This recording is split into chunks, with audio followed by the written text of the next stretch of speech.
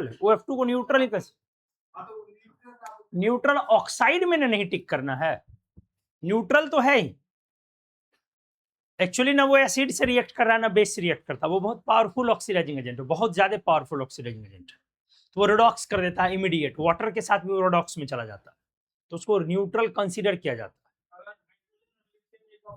नहीं, क्वेश्चन रहेगा कि ये न्यूट्रल ऑक्साइड है कि नहीं, तो नहीं है, क्यों नहीं है, वो ऑक्साइड है ही नहीं, वो न्यूट्रल है कि नहीं एसिड बेस के लेवल पर, तो वो उस स्केल पर वो न्यूट्रल। हाइड्रोजन और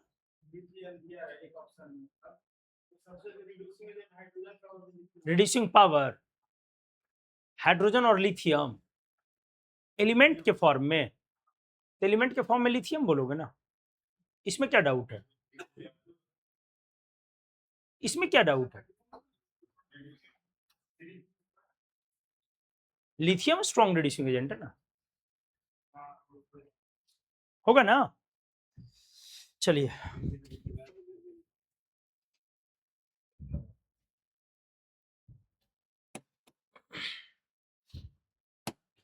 किस वाले में है, पिछले वाले भी इसी में है,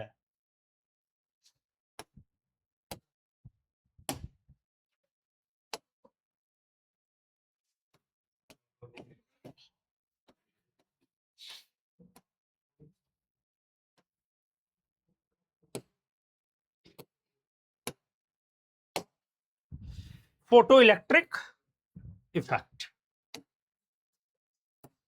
आइए,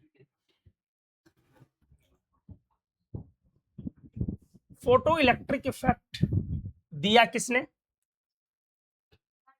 हर्ज ने, एच हर्ज, लेकिन फोटो इलेक्ट्रिक इफेक्ट के लिए हम लोग जानते किनको है, आइंस्टाइन को जानते, क्यों, देखिए हर्ज ने ये एक्सपेरिमेंट सबसे पहले परफॉर्म किया था 1887 में, और थॉमसन ने उसको री इन्वेस्टिगेट किया, री इन्वेस्टिगेट करना मतलब इन्वेस्टिगेशन नहीं है, री इन्वेस्टिगेटेड है, मतलब दोबारा से इसको चेक किया, मतलब एक्सटेंशन समझ लो, तो 1897 1887 1897, मतलब ठीक है 18, हर्ज ने इसको इंट्रोड्यूस किया, ये इंपॉर्टेंट। अब ये एक्सपेरिमेंट को बाद में इस एक्सपेरिमेंट के लिए जो बहुत ज्यादा नाम हम लोग जानते हैं वो जानते हैं आइंस्टीन का। क्यों जानते हैं, आइंस्टीन ने इसको बहुत ही शानदार तरीके से एक्सप्लेन कर दिया।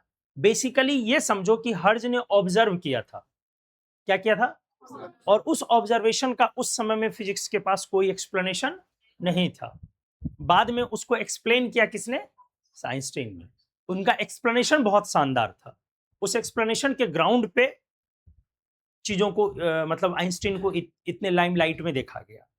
उस समय तक इसको क्लासिकल मैकेनिक्स के फॉर्म से देखा जा रहा था, जैसे हमने एक पॉइंट पढ़ाया था क्लासिकल मैकेनिक्स में कि ज्यादा लाइट का मतलब है ज्यादा एनर्जी, ज्यादा ब्राइटनेस का मतलब है ज्यादा एनर्जी, तो उन्होंने ही सबसे पहले इसको एक्सप्लेन किया, नहीं रे भाई, ब्राइटनेस का मतलब है मोर नंबर ऑफ फोटॉन्स, एनर्जी नहीं बढ़ रही है, क्या बढ़ रही है, फोटॉन्स की संख्या बढ़ रही है, एनर्जी तब तक नहीं बढ़ेगी जब तक कि क्या नहीं बढ़ेगी, फ्रीक्वेंसी या वेवलेंथ चेंज नहीं, यही था ना, ठीक है, हम लोग इसको अभी पढ़ेंगे, इससे पहले एक चीज समझते हैं। एक्चुअली ये जो समय था 1887 या 1897, इन्हों दिनों एक चीज और खोज की गई थी, एक्सरे, ठीक है, तो पहले इसको थोड़ा सा मैं इसको इस ग्राउंड पे आपको एक्सप्लेन कर दूं कि दो चीजें आती हैं, दो एक्सपेरिमेंट है जो एकदम सिमिलर टाइप का दिखता है। एक एक्सपेरिमेंट है एक्सरे, एक्सरे डिस्कवरी जिससे एक्सरे आया, और दूसरा मैंने बोला एट द सेम टाइम में फोटो इलेक्ट्रिक इफेक्ट, नहीं रफली तो आपको शायद पता होगा, ये ड्रॉपर में है तो रफली तो शायद पता होगा कि दोनों में क्या डिफरेंस है, पता है ना रफली, ये तो मैंने बताया भी पिछले क्लास में, इसको भी शायद मालूम हो, नहीं मालूम हो तो थोड़ा सा समझ लीजिए। फोटो इलेक्ट्रिक इफेक्ट में होता क्या है, किसी मेटल पर मेटल, और वो भी लो आयनेशन पोटेंशियल वाला मेटल लिया जाता है, जैसे सोडियम, पोटेशियम, रबिडियम वगैरह, ये मेटल ली गई। और फोटो इलेक्ट्रिक इफेक्ट में क्या की जाती है, इस पर ऑर्डिनरी लाइट डाली जाती है। क्या है ये? Ordinary light. ध्यान से सुनेंगे, ऑर्डिनरी लाइट डाली है या यूवी तक भी डाली जाती है, क्योंकि ऑर्डिनरी के बाद तो फ्रीक्वेंसी जस्ट किसकी होती है? यूवी। तो ये डालने पर इस मेटल के सरफेस पर जो फ्री इलेक्ट्रॉन है, मेटल के सरफेस पर क्या होता है? फ्री इलेक्ट्रॉन होता है ना जी। ये सरफेस है मेटल का, मेटल के सरफेस पर क्या होता है? Free electron. तो यहां जो फ्री इलेक्ट्रॉन्स है, एक्चुअली इसी को एक्सप्लेन कर लिया था किसने? आइंस्टाइन ने। ये माइनस लिखा मैंने, माइनस का मतलब इलेक्ट्रॉन। तो मेटल के सरफेस पर जो फ्री इलेक्ट्रॉन होता है, फोटो इलेक्ट्रिक इफेक्ट में आप क्या करते हैं, क्या होता है? ये उसी इलेक्ट्रॉन को लेके बाहर निकल जाता है। नहीं, यही इलेक्ट्रॉन बाहर निकल गया और इसके अंदर एक स्पीड आ जाती है, काइनेटिक एनर्जी आ गई। नहीं आ गई? वो इलेक्ट्रॉन लेके बाहर आ गया। मतलब जब आपने लाइट डाला, ऑर्डिनरी लाइट, आगे डिटेल में हम लोग करेंगे, अभी एक रफली पहले दोनों को समझा रहा हूं कि मेटल के सरफेस पर लो आयनेशन पोटेंशियल वाला कोई मेटल लिया है, उसकी सरफेस पर जब आप ऑर्डिनरी लाइट डालते हैं, ऑर्डिनरी लाइट, तो उस लाइट को डालने से हो सकता है कि मेटल के सरफेस से क्या बाहर निकल जाए? इलेक्ट्रॉन निकले। तो इलेक्ट्रॉन जब बाहर निकलेगा तो खुद तो निकलेगा नहीं, उसके पास एनर्जी होगी। तो कौन सी एनर्जी होगी? काइनेटिक एनर्जी होगी। तो आपने बेसिकली इसमें क्या किया है, इलेक्ट्रोमैग्नेटिक रेडिएशन को, ये ईएम है ना, इलेक्ट्रोमैग्नेटिक है ना, ईएम को किस में कन्वर्ट किया? Kinetic energy. किस में कन्वर्ट कर दिया? Kinetic energy. यही फोटो इलेक्ट्रिक इफेक्ट है। इस इफेक्ट को क्या बोलते हैं? Photo electric effect. और इसी इलेक्ट्रॉन का नाम बाद में क्या रख दिया गया? आइंस्टाइन ने रखा फोटो इलेक्ट्रॉन। क्या नाम रखा? Photo electron. चूंकि लाइट को क्या बोलते हैं? फोटोन का पैकेट। लाइट को क्या बोलते हैं? फोटोन के पैकेट्स। तो लाइट जब फॉल करा है इस पे, तो यहां से इलेक्ट्रॉन इजेक्ट हो गई, इसलिए उसका नाम पड़ गया फोटो इलेक्ट्रॉन। समझ रहे हैं? तो फोटोन आ रहा है, गिर रहा है, और वो इलेक्ट्रॉन को निकल रहा है। ये एक्सप्लेनेशन एक्चुअली बाद में आया, किनका, किनके द्वारा? आइंस्टाइन। आप कहानी को पूरा लूप में समझ जाएंगे, कोई परेशानी नहीं होगी जब मैं लाइन बाय लाइन आपको पेज पर लिख करके पढ़ के दिखाऊंगा। अभी पहले जस्ट एक कंपैरिजन चल रहा, किस किस में? एक्सरे में और फोटो इलेक्ट्रिक इफेक्ट में। ये कब की घटना है? 1800, अभी आपने देखा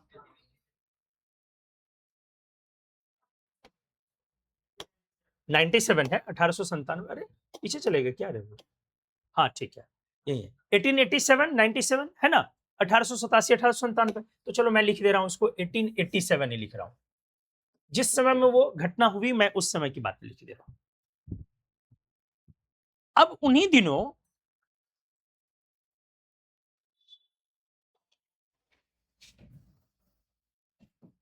ठीक इन्हीं दिनों एक्सरे का भी आया डिस्कवरी। किसने डिस्कवर किया था? ये एच हर्ज एंड थॉमसन ने। अभी ना पढ़े हो? ठीक है। एक्सरे कब आया? 1895। किसने किया था? बच्चे बच्चे को पता होगा, रूंटगेन। अरे जानते हो कि नहीं रे? 1895, एकदम उन्हीं दिनों। ठीक है, मतलब हर्ज ने अपना एक्सपेरिमेंट किया हुआ था। इलेक्ट्रॉन की डिस्कवरी हो चुकी थी। टाइम को देखिए और याद कीजिए, सब पढ़ाया हुआ है, पढ़ाया हुआ है ना। इलेक्ट्रॉन की डिस्कवरी 1876 में हुई थी। 86 में बहुत सारे प्रॉपर्टीज आ गए थे उसके, 96 में स्पेसिफिक चार्ज आ गया था। ऑनलाइन वाले लोग अच्छे से सुनना। तो मैंने क्या बोला? इलेक्ट्रॉन की डिस्कवरी हो चुकी है। कैथोड रे लोग को मालूम है, कैथोड रे मालूम है कि नहीं? ये जो एक्सरे की डिस्कवरी हुई थी उन दिनों, ये खोज नहीं किया गया था, गलती से खोज हो गई थी। समझ रहे हैं? क्या बोला मैंने? इसकी एक्सीडेंटल डिस्कवरी है। कुछ कुछ चीजों की केमिस्ट्री में क्या है? एक्सीडेंटल डिस्कवरी है। तो इसकी भी क्या है? Accidental discovery. इसको पर्पसफुली नहीं खोजा है। पर्पसफुली नहीं खोजा, ये डिस्कवरी क्या है, एक्सीडेंटल। कैसे हो गई गलती से, या एक्सरे को पहले चलो जानते हो कि नहीं जानते हो क्या होता है एक्सरे में? एक्सरे में होता क्या, मेटल की शीट लेते हैं आप, लेते हैं ना, टंगस्टन मेटल लेते हैं प्रेफरेबली, टंगस्टन भी ले सकते हो या मॉलिब्डेनम भी, दूसरे भी ले सकते हो etc। अभी हम लोग आज के डेट में टंगस्टन यूज करते हैं, लेकिन उन दिनों टंगस्टन से शुरू नहीं किया गया था। इसमें भी आप क्या डालते हैं, बाहर से लाइट, इस बार लेकिन क्या डालते हैं, लाइट नहीं सॉरी, बाहर से आप रे डालते हैं। कौन सी रे डालते हैं, कैथोड रेज। क्या डालते हैं, अब कैथोड रेज क्या है, कैथोड रेज रे भाई इलेक्ट्रॉन की स्ट्रीम है, रे धारा है ना। तो आपके पास क्या है, काइनेटिक एनर्जी, क्या है आपके पास, काइनेटिक एनर्जी। और ये कैथोड रे लेने के बाद क्या हुआ था, याद करो मैंने पढ़ाया पिछली क्लास में आपको, यहां से क्या बाहर निकला, रेडिएशन। कौन सी रे बाहर निकली, एक्स रे। एक्सपेरिमेंट को जरा गौर से देखो, आपने डाला क्या, काइनेटिक एनर्जी, आपने डाला क्या, और वो कन्वर्ट किस में किया, क्या कुछ आया समझ में? तो मैटर वेव ईएम वेव को क्रिएट कर सकती, ये तो कॉमन एग्जांपल था। EM wave matter wave EM wave को क्रिएट कर सकती है, तो कॉमन एग्जांपल था, कई बहुतों ऐसा किया हमने। ईएम वेव मैटर वेव को क्रिएट कर सकती कि नहीं कर सकती, वो भी कर सकती है। यहां पे डाला क्या आपने, ईएम, और निकली क्या है, मैटर, इलेक्ट्रॉन निकला, मास निकला। तो ईएम वेव भी मैटर वेव को क्रिएट कर सकता है, मैटर वेव भी ईएम वेव को क्रिएट कर सकता है। चलो अभी ये भी टॉपिक नहीं। एक्सरे तो आप समझ रहे हैं, एक्सरे यही ना पढ़ाया था। अब मैंने क्या बोला था कि एक्सरे क्या है, ये जो है ये क्या है, बेसिकली क्या है, रेडिएशन है। ये कैसे आया, तो मैंने इसमें 3-4 पॉइंट्स आपको लिखाए थे। सबसे इंपॉर्टेंट पॉइंट क्या था कि बेसिकली जब आप इस पर कैथोड रे बॉम्बार्ड कर रहे हैं, डाल रहे हैं, स्ट्राइक कर रहे हैं, तो यहां पर मेटल में इलेक्ट्रॉन आकर के एटम में सीज हो जाता है। यही ना पढ़ा आपने कि पॉजिटिव चार्ज के इन्फ्लुएंस में वो इलेक्ट्रॉन आकर के क्या कर गया, सीज कर गया। तो काइनेटिक एनर्जी क्या हो गई, तेजी से शून्य। जैसे ही वो सीज किया, तो जो एनर्जी आपकी घटते जा रही, वो एनर्जी किसमें ट्रांसफॉर्म हुई, एक्सरे में। किसमें ट्रांसफॉर्म हुई, एक्सरे में। पहले बोलो, क्लियर है अच्छे से, ठीक है। तो मैंने आपको ये पॉइंट बोला ये पहला पॉइंट है एक्सरे बनने का। दूसरा पॉइंट मैंने क्या समझाया और कैसे निकलता है, कि जब वो इलेक्ट्रॉन आया, टारगेट किया, तो टारगेट करके यहां पर जो इलेक्ट्रॉन है उसको बाउंस बैक कर देता है, इलेक्ट्रॉन को वहां से इजेक्ट करता, बाउंस बैक नहीं बोलिए, इजेक्ट करवाना बोलिए, इजेक्ट करवा दिया। तो इलेक्ट्रॉन जैसे ही इजेक्ट किया, तो किसी क्लोजर ऑर्बिट से अगर इलेक्ट्रॉन कूद के बाहर निकल गया, तो हायर ऑर्बिट से क्या हो जाएगा, लोअर ऑर्बिट पे इलेक्ट्रॉन जंप करेगी उसको भरने के लिए, वैकेंसी को फिल करने के लिए। तो ये डी एक्साइटेशन हो गई, डी एक्साइटेशन में एनर्जी रिलीज हुई, यही जो एनर्जी रिलीज हुई यही ईएम के फॉर्म में, एक्सरे के फॉर्म में बाहर निकली। एक्सरे का ये दूसरा तरीका बताया, बोला था कि नहीं बोला था। तीसरा पॉइंट ये भी मैंने बोला कि कई बार आप डाल रहे हैं तो सीधा इलेक्ट्रॉन ही बाउंस बैक हो रहा है, बैक स्कैटरिंग एक्सपेरिमेंट, ये भी समझाया था हमने। ये भी लिखा था कि इफेक्ट को रिवर्स फोटो इलेक्ट्रिक इफेक्ट बोलते हैं। बहुत तरह की हो सकती है, वो तो फ्रीक्वेंसी पर डिपेंड करेगी ना। तो अगर एक्सरे वाली फ्रीक्वेंसी है तो एक्सरे बोलेंगे हम लोग। जो यहां पर एक्सरे जो है वो तो एक्सरे की फ्रीक्वेंसी होनी चाहिए। एक्सरे की फ्रीक्वेंसी कितनी है, कैसे याद रखना सिखाया था, 14 से 16, 16 से 18 यूवी, 18 से 20, 18 से 20 कौन था, एक्सरे ही है ना। तो फिर उसके बाद ना गामा है, CGX बोलते हैं, कॉस्मिक गामा एक्स। तो ये समझ रहे हैं, ठीक है। अब हमने एक पॉइंट और बोला, फिर से जो इलेक्ट्रॉन इजेक्ट हुए हैं उनका क्या हुआ, जो इलेक्ट्रॉन इजेक्ट हुआ उसको लूप में हमने ले लिया, वायर से जोड़ दिया, ये भी पढ़ाया था ना। अगर वायर से नहीं जोड़ेंगे तो क्या दिक्कत है, नेगेटिव चार्ज उस पर बहुत ज्यादा हो जाएगा, फिर ये एक्सपेरिमेंट आगे कंटिन्यू नहीं हो पाएगा। तो एक्सपेरिमेंट चलता रहे उसके लिए एक्सेस इलेक्ट्रॉन जो आप इस पर कैथोड पर मार रहे हैं, वो सारा इलेक्ट्रॉन क्या किया आपने, वायर से जोड़ के बाहर निकाल लिया और उसको लूप में आपने करंट में लूप बना लिया एक करंट का। ठीक है, सर्किट कंप्लीट कर लिया। अब हमने और जो इलेक्ट्रॉन C2 है वो जो इलेक्ट्रॉन सीट पर है वो तो इजेक्ट हो रही है ना, वो तो बड़े आराम से इजेक्ट हो जाएगी। हो गए तो जो इलेक्ट्रॉन सीज हो गए यस सर। तो जो सीज हो गया वो एटम में रह गया, वो तो एटम में अंदर चला गया ना, वो किसी ऑर्बिट में चला जाएगा। ऑर्बिट में जाने के बाद फिर वो अपना बोर मॉडल लेकर के उसका रिवॉल्यूशन या उसकी स्पीड सब कुछ अपनी आप हो जाएगी। नहीं, कैसे जाएगा? अगर ऑर्बिट में नहीं गया मतलब एटम में नहीं गया, और एटम में नहीं गया तब तो वो बाहर फेंक दिया जाएगा। मतलब यहां हजारों तरह की प्रक्रियाएं होगी ना। कोई ऊपर में गया, कोई ऊपर से निकल गया, कोई अंदर तक गया, कोई अंदर से निकल गया, कोई अंदर से गया निकल गया उसको पीछे से भरा। और इन सब के अलावे क्या बोला था हमने, इस पूरे में आपके डाले हुए कैथोड रे की एनर्जी का 99% हिस्सा किस में चला जाता है? मेटल को हीट में, हीट ले लेता, मेटल गर्म हो जाती है। यही नहीं बोला था ओवर हीटिंग ऑफ मेटल। 1% क्या बनती है? एक्सरे बनती है। आपकी 99% एनर्जी चली जाती है वो हीट में, और 1% क्या होती है? एक्सरे में निकल जाती है। तो एक्सरे वाली कहानी समझ रहे हैं? अब तो इसमें नहीं है कोई डाउट। ठीक है, चलिए। और उसको पिछले क्लास में मैंने बहुत अच्छे से क्लियर भी कर दिया था। ये लिख दे रहा हूं 10 पर पावर 20 से 18 से 20।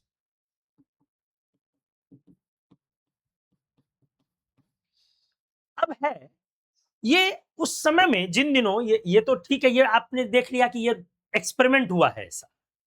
लेकिन जिन दिनों ये एक्सीडेंटल डिस्कवरी हुई थी एक्सरे की, वो टाइम था 1895, और एक्सरे की एक्सीडेंटल डिस्कवरी हुई है 1895 में 8 नवंबर को। सारे महान कार्य नवंबर महीने में ही होते हैं। 13 नवंबर को हमारा जन्म है बेटा, बाकी तो तुम समझदार हो। तो 8 नवंबर को एक्सीडेंटल डिस्कवरी हुई थी। हुई क्या थी? कैथोड रे पर रुंटगेन अपनी यूनिवर्सिटी में, यूनिवर्सिटी आई थिंक जर्मनी के थे ये, तो जर्मनी की यूनिवर्सिटी वुर्जबर्ग करके यूनिवर्सिटी ऑफ वुर्जबर्ग। तो वहां पर शाम के समय में अपना ये एक्सपेरिमेंट कर रहे हैं नॉर्मल। इनका नॉर्मल एक्सपेरिमेंट चल रहा था डिस्चार्ज ट्यूब पर, कैथोड रे पर। ये चेक ये कर रहे थे शाम के समय में यूनिवर्सिटी में अपने लैब में, ये चेक कर रहे हैं क्या इन्वेस्टिगेशन चल रहा है कैथोड रे पे, कि कैथोड रे क्या उस ट्यूब से बाहर आ सकती है, जो ग्लास की ट्यूब होती है ना, तो क्या उस ट्यूब से बाहर आ सकती है कैथोड रे, क्या ये चल रहा है। तो कैथोड रे आप अपना वो वोल्टेज डाल के कैथोड रे पर एक्सपेरिमेंट कर रहे थे। तो ट्यूब से बाहर आ सकती है कि नहीं आ सकती है, इसके लिए उन्होंने क्या किया, ट्यूब को काला कलर, ब्लैक कलर की फिल्म से, कार्डबोर्ड बोलते हो ना, ब्लैक कार्डबोर्ड जो चिपकी हुई है ना, आपके सामने में चिपकी हुई, तो ब्लैक कार्डबोर्ड से उन्होंने ट्यूब को क्या कर दिया, कवर कर दिया। और वो एक्सपेरिमेंट कर रहे हैं हाई वोल्टेज लगा के। उन दिनों वोल्टेज के लिए ये सिस्टम तो था नहीं, तो जो भी तरीका था वो अपना एक्सपेरिमेंट कर रहे हैं। तो उनके हिसाब से उसको बाहर नहीं निकलना चाहिए और एयर में उस तरीके से ट्रैवल नहीं करना चाहिए उनके हिसाब से। जब वो एक्सपेरिमेंट कर रहे हैं तो ऑल ऑफ सडन बगल में टेबल पर एक फिल्म रखी हुई थी जो कोट की हुई थी बैरियम प्लैटिनोसाइड्स। जैसे जिंक सल्फाइड की स्क्रीन होती है ना, वैसे एक स्क्रीन होती है, फ्लोरोसेंट स्क्रीन होती है, बैरियम प्लैटिनोसाइड। बैरियम और प्लैटिनम साइनाइड का वो कॉम्प्लेक्स कंपाउंड। तो बैरियम प्लैटिनोसाइनाइड से उस पर वो फिल्म था, मतलब लेयरिंग कोटिंग की हुई थी, एक फिल्म रखी हुई थी टेबल पर साइड में। ठीक है, और ये क्या कर रहे हैं, एक्सपेरिमेंट कर रहे हैं, चेक कर रहे हैं कि कैथोड बाहर आ सकती है कि नहीं। तो कैथोड बाहर नहीं आ रही है, यही वो उम्मीद कर रहे हैं। अचानक और लाइट पूरा ऑफ है, उनको लाइट दिखना चाहिए भाई कैथोड बाहर आएंगी। तो उनको ऑल ऑफ सडन दिख क्या रहा है कि मेरे टेबल पर जो दूर में रखी हुई है फिल्म, वो फिल्म चमक रही, उस फिल्म पर ब्राइटनेस आ गई। तो ये तो इनविजिबल लाइट है, लाइट कमरे में कहीं नहीं है, कमरे में लाइट कहीं नहीं है, और फिल्म पर चमक रही है ग्रीन कलर का। तो अब जब ग्रीन ग्लो आया फिल्म पर, इनका दिमाग लगा कि ये क्या हुआ, ये तो इनविजिबल रे है, कोई कहीं पर कुछ है ही नहीं रे, और वहां पर फिल्म क्या कर रहा है।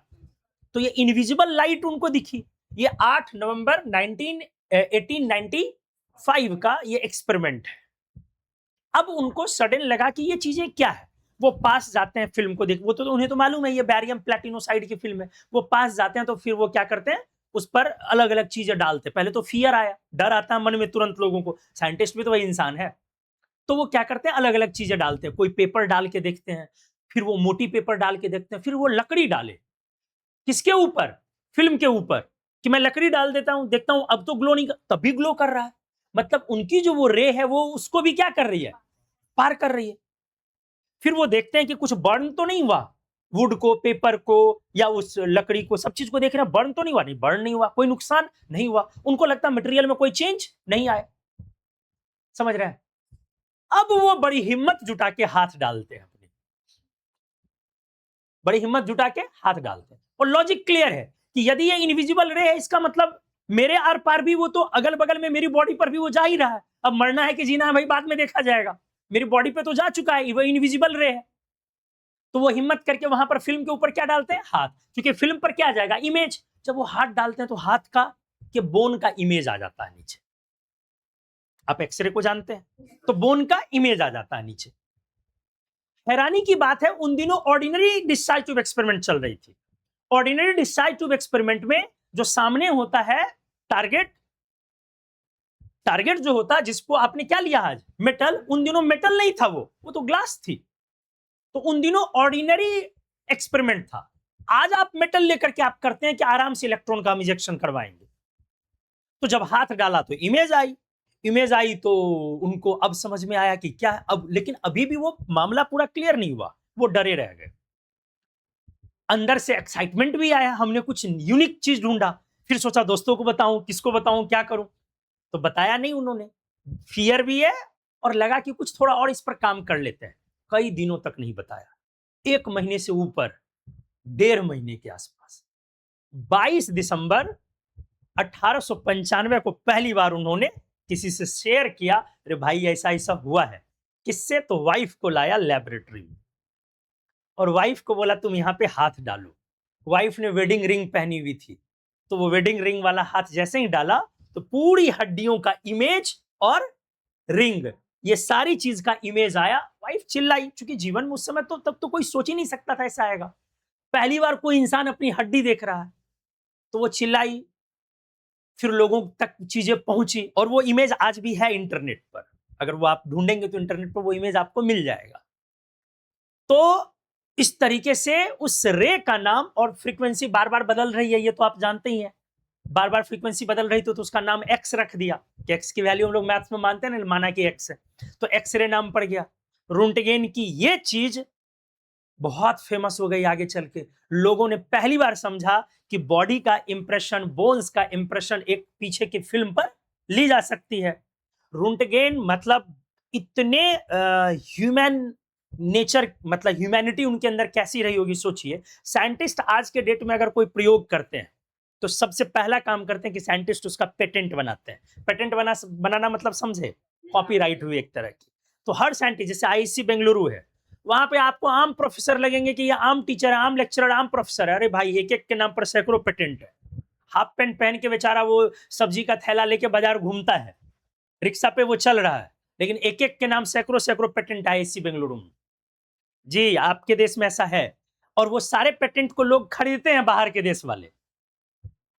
आपके देश में चूंकि एक्सपेरिमेंट पर खर्च नहीं होता, तो उनका जो थियरी है उसको एग्जाम्पल में कन्वर्ट करना है, टेक्नोलॉजी में कन्वर्ट करना। तो हमारी गवर्नमेंट तो करेगी नहीं, गाय गोबर गौमूत्र धर्म और जाति से फुर्सत है नहीं। तो हम लोग तब तो धरना प्रदर्शन करते रहते हैं। तो हमारी गवर्नमेंट तो उतना खर्च करती नहीं, कर ही नहीं पाती, हमारे यहाँ वो सिस्टम ही नहीं है। तो बाहर के लोग इन पेटेंट को ले जाते हैं। आपको मालूम नहीं, आप बहुतों ऐसी टेक्नोलॉजी जानते हैं कि वो बाहर की है, लेकिन उसका बेसिक थियरी आपके यहाँ की। आपको क्यों नहीं मालूम है? क्योंकि आपके यहाँ डेवलप नहीं हुई है, वो बाहर डेवलप हुई। तो बाहर के कंट्रीज में उसको खरीदा जाता है, यूनिवर्सिटीज या लोग उसको पेटेंट को परचेज करते हैं, और परचेज करके फिर उसको क्या करते हैं, उसको एक्सपेरिमेंट में कन्वर्ट करके, एक मॉडल में कन्वर्ट करते हैं, टेक्नोलॉजी में कन्वर्ट करते हैं। बहुत सारी ऐसी चीजें होती है, ठीक है। तो उन्होंने अपने नाम पर, रुंटगेन ने अपने नाम पर एक्सरे की डिस्कवरी का पेटेंट तक नहीं किया। क्यों नहीं किया? ये बातें साइंटिस्ट मित्रों को और उनको समझ में आ गई कि इससे मेडिकल सेक्टर में, हेल्थ इंडस्ट्री में एक रिवॉल्यूशन आ सकती है, लोग इमेज ले सकते हैं। तो अगर ऐसी चीजें हुई तो चीजें महंगी हो जाएंगी और कई साल लग जाएंगी लोगों तक पहुंचने में, तो आम आदमी तक इमीडिएट पहुंच सके, इसलिए उसका उन्होंने पेटेंट नहीं लिया। यह घटना है कब की? 1995 की। नोबेल प्राइज तुरंत कुछ सालों बाद शुरू हुआ था, बताया था मैंने आपको 1901 में पहली नोबेल प्राइज केमिस्ट्री में बताया था। फर्स्ट नोबेल प्राइज केमिस्ट्री में किनको मिला था? वेंट हॉफ फैक्टर आई के लिए और भी चीजों के लिए वेंट हॉफ को पहली केमिस्ट्री में मिली, और फिजिक्स की पहली नोबेल प्राइज रोंटगेन को दी गई थी एक्सरे की डिस्कवरी के लिए। गलती से इस चीज की डिस्कवरी हुई, खोज हुई। कितनी बड़ी डिस्कवरी है, सोच के देखो। आया समझ में? सर, ये जो एक्सरे की इमेज है किस पर दिखी थी उनको? क्या क्या बेटा, क्या बोला? जो उनकी बोन्स की जो इमेज आई थी वो उन्होंने देखी कैसे थी? इमेज तो वो फिल्म पर आ गया ना, वो जो आपकी इमेज है वो तो फिल्म पर आ गई ना, क्योंकि एक्सरेज आ रही है तो एक्सरे पास कर गई है और वो आपकी फिल्म पर उसका इमेज दिख गया, क्लियर उसका इमेज आ गया। ठीक है, तो ये था एक्सीडेंटल डिस्कवरी एक्सरे में। तो एक्सरे वाले एक्सपेरिमेंट में और फोटो इलेक्ट्रिक इफेक्ट वाले एक्सपेरिमेंट में क्या अंतर है? डिफरेंस ये है, यहां पर आप क्या डालते हैं, कैथोड रे, और बाउंस बैक निकलता क्या है यहां से? एक्सरे। मतलब आप काइनेटिक एनर्जी को किसमें ट्रांसफॉर्म कर रहे हैं? किसमें ट्रांसफॉर्म कर रहे हैं? ईएम में। इसमें क्या होता है, आप डालते क्या है? ऑर्डिनरी लाइट, ईएम डाल रहे हैं, इलेक्ट्रोमैग्नेटिक, और निकल क्या रही है? इलेक्ट्रॉन निकल रही है एनर्जी लेके, काइनेटिक एनर्जी। तो हम लोग इसीलिए इसको प्राय क्या बोलते हैं? often called anti-photo reverse, often called reverse photoelectric effect। उन दिनों जो पहले ये यूज किया गया था, मैंने क्या बोला एक्सरे में, वो ऑर्डिनरी चीजें थी। बाद में लोगों ने इसको मेटल यूज करना शुरू किया। तो ये भी मैंने बोला 99% जो इंसिडेंट समझ रहे हो ना, इंसिडेंट एनर्जी है, gets wasted in form of heat, over heating of metal, शायद लिख दिया था पिछली क्लास। दैट इज सिर्फ कितना? 1% एनर्जी जो है वो radiated back to X ray, radiated back in form of X ray. नहीं जी, अब ये जो मेटल है, जब धीरे धीरे इसको क्या किया जाने लगा, यहां पर वोल्टेज भी ज्यादा यूज किया जाने लगा, धीरे धीरे वोल्टेज भी। उन दिनों, जिन दिनों एक्सरे की डिस्कवरी हुई, उन दिनों 30,000 से 50,000, इससे ज्यादा वोल्ट पॉसिबल नहीं था। आज तो पॉसिबल है। तो आज 30,000 से लेकर 1.5 लाख वोल्ट तक हम लोग यूज करते हैं एक्सरे में। 30,000 टू 1,50,000, इतना तक डिपेंड करता है हम किस पार्ट का एक्सरे कर रहे हैं उसके हिसाब से। और जब ये स्टार्ट हुई तो उन दिनों तो मेटल भी यूज नहीं किया गया। धीरे धीरे लोगों ने डाला कि मेटल लेने पर ये एक्सपेरिमेंट क्या हो जाएगा और आसान हो जाएगा, क्योंकि मेटल के पास क्या होते हैं? इलेक्ट्रॉन्स होते हैं, फ्री इलेक्ट्रॉन्स होते हैं, बड़े आराम से उसको निकाला जा सकता है। तो धीरे धीरे मेटल आया। बाद में मेटल जब लिया गया तो ओवर हीटिंग एक प्रॉब्लम आ गई, मेटल क्या हो जा रही है? हीट हो जा रही है। तो मेटल में इसीलिए चूज किया जाता है टंगस्टन। आपने सुना होगा कई बार, जैसे कई बच्चों के दिमाग में यह रहता है कि एक्सरे में क्या होता है कि मेटल पर स्ट्राइक करते हैं, कैथोड को एक्सरे निकलती है। कुछ बच्चों के दिमाग में होता है टंगस्टन पर अटैक करते हैं तो होती है एक्सरे। ऐसा नहीं है, सारे मेटल पे हो सकती है, दूसरे मटेरियल पे भी हो सकती है। वोल्टेज का चीज, वोल्टेज का मैग्नीट्यूड चेंज करते रहेगा। लेकिन इंपॉर्टेंट क्या है, क्यों टंगस्टन लिया? ओवर हीटिंग से मेटल क्या कर सकता है? मेल्ट। ओवर हीटिंग से मेटल क्या करेगा? मेल्ट करेगा। तो मेल्ट कर जाएगी तो चीजें, आपका फिर एक्सपेरिमेंट का शेप, साइज, मतलब डायरेक्शन चेंज हो जाएगा। इसीलिए क्या लिया गया इसमें? टंगस्टन और मॉलिब्डेनम को, क्योंकि टंगस्टन के मेल्टिंग पॉइंट इनऑर्गेनिक में पढ़ाया आपको 3400 डिग्री सेल्सियस प्लस है, पढ़ाया था ना। और मॉलिब्डेनम की मेल्टिंग पॉइंट 2600, पढ़ाया था ना जी, 2600 से ज्यादा। इसलिए इस दो मेटल को यूज किया गया। ठीक है, अब हम लोग मतलब डिफरेंस समझ गए। डिफरेंस क्या है? कोई दिक्कत है किसी को? ऑनलाइन से बोल दो एक बार सभी लोग। डिफरेंस क्लियर हो गया एक्सरे और फोटो इलेक्ट्रिक इफेक्ट में? Elementary difference Yes, sir. सभी लोग? Yes, sir. Yes, sir. Yes, sir. Good. अब आइए, Yes, sir. अब आइए हम लोग अब एक एक करके इन चीजों को सीखते हैं। इसका मैंने पिछले क्लास में डिटेल पढ़ा दिया, इसलिए इस पर अब ज्यादा बातें नहीं करेंगे हम लोग, अब ये पर आते हैं। तो अब पढ़ते हम लोग अपनी लाइन को, ठीक है। जब लाइट एक सर्टेन फ्रीक्वेंसी या वेवलेंथ की, लेकिन लाइट है नहीं है,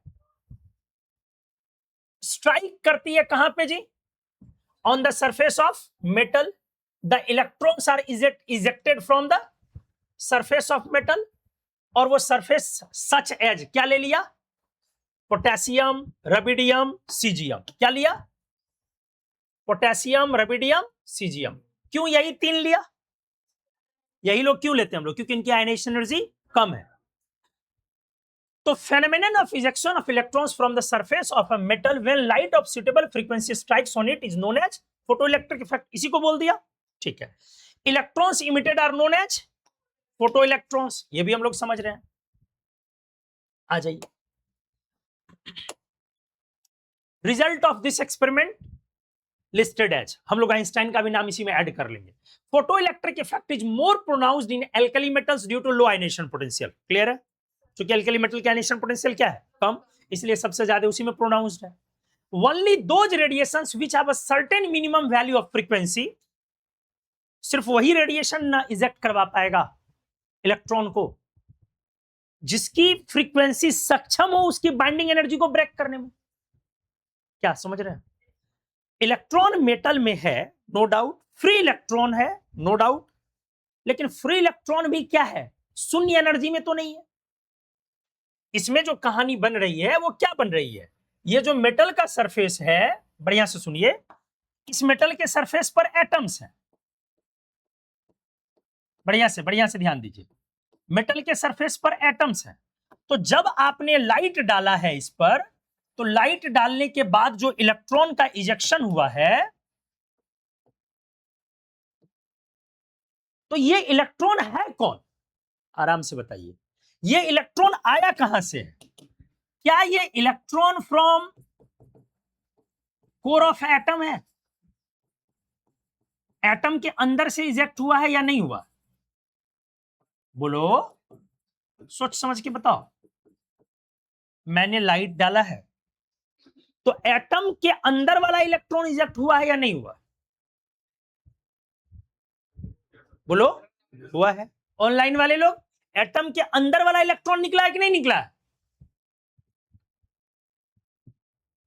न्यूटन साहब बताएंगे, फिजिक्स का मामला है। मेरे को लग रहा है कम ही चांस है सर। कम चांस नहीं है, जीरो चांस। आप एक्सरे निकाल रहे हैं क्या, तो एक्सरे वाला इफेक्ट क्यों ले रहे हैं, एक्सरे में कोर से निकला था, एक्सरे में सरफेस वाला तो आराम से निकलेगा, कोर से निकला था। एक्सरे का मेजर इलेक्ट्रॉन कहां से है, कोर से। एक्सरे क्यों बनी, कोर इलेक्ट्रॉन के कारण कि सरफेस के कारण, यही डिफरेंस है दोनों। फोटो इलेक्ट्रिक इफेक्ट और एक्सरे का पहला मेजर डिफरेंस यही है, एक्सरे जो बनती है वो हाई फ्रीक्वेंसी की रेडिएशन, वो कब बनेगी, जब डी एक्साइटेशन होगी या इलेक्ट्रॉन जाके सीज हो जाएगी अंदर में घुस के, पेनिट्रेट करके, और सीज होने के बाद एनर्जी जो ट्रांसफॉर्म होगी वो एक्सरे में होगी। यहां पर वो इलेक्ट्रॉन नहीं निकलता। ये सही है कि गलत है, गलत है, क्या आया समझ में, कौन सा इलेक्ट्रॉन निकल रहा है, सरफेस पर, इसके सरफेस पर इलेक्ट्रॉन है छोटू जो वाइब्रेट कर रहा है।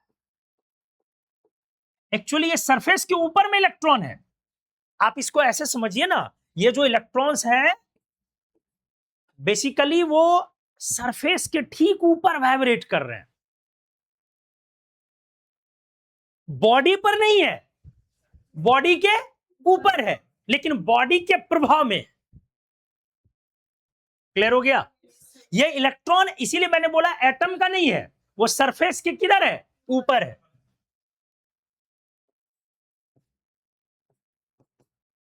These electrons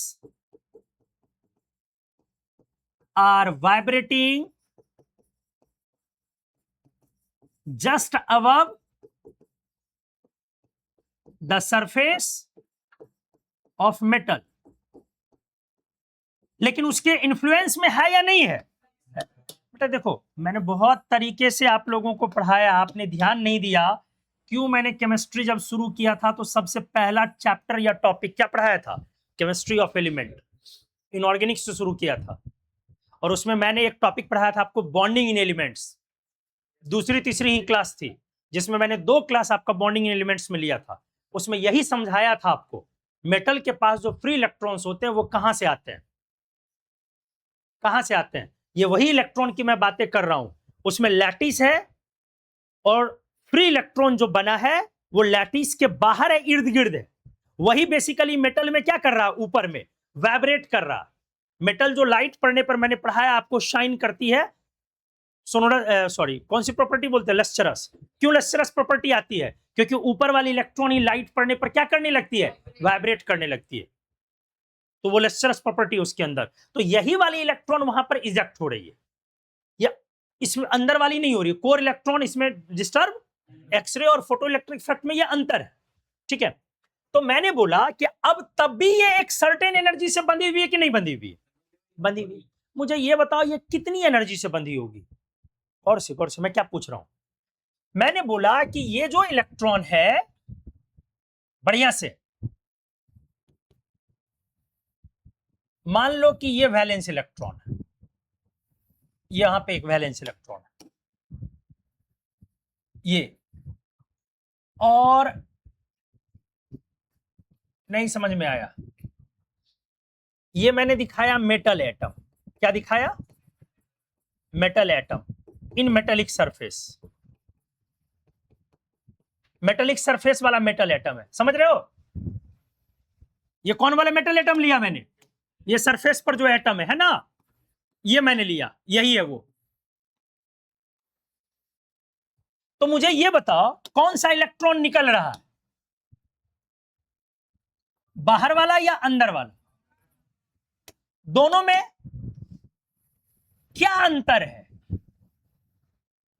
इस पर जितना अट्रैक्शन है उस पर उतना अट्रैक्शन नहीं।